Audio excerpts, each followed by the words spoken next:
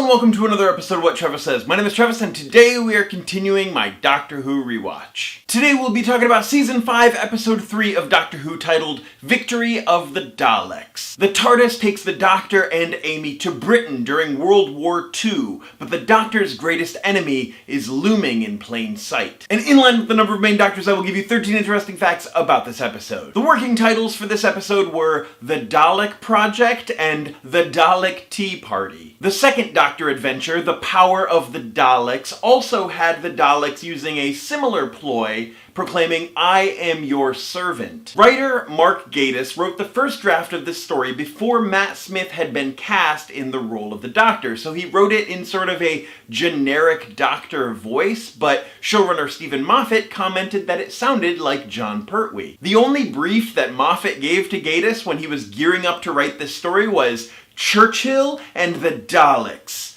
That's it. Once Matt Smith had been cast as the Doctor, Gatiss went back to watch the 2007 series Party Animals and anything else that Matt Smith had been in to help tweak the writing patterns of the Doctor in this episode. With many visual elements of the story changing, the new Doctor, the new companions, the new showrunner, Moffat wanted to update the Daleks. He wanted to make them more menacing, but he also wanted to make them more colorful. When Amy tells Bracewell that he's done well for a Paisley boy, this is a reference to Stephen Moffat himself, who recently became showrunner but hailed from Paisley. This episode currently holds the record for the most physical Dalek props in a single story, with as many as 8 Dalek models being shown on screen at one time. There was a scene cut from the final version that explained how the Doctor and Churchill had known each other for a very long time. The 10th Doctor actually saved Churchill's life in the novel The Lost Diaries of Winston Spencer Churchill.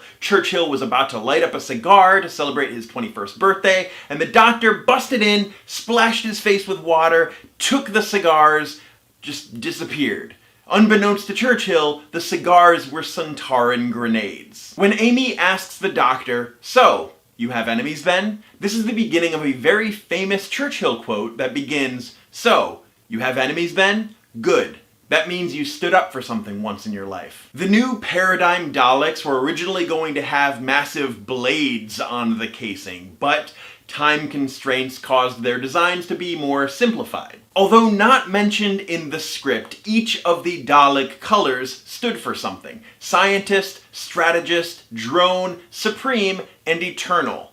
Later, Mark Gatiss and Stephen Moffat admitted that they didn't really know what an eternal Dalek was, but that it just sounded cool. Stick around for tomorrow's video where we talk about the next episode, The Time of Angels. But that's it for this episode of my Doctor Who rewatch. As always, my name is Travis. Thank you for listening to what I have to say, and you will see me tomorrow.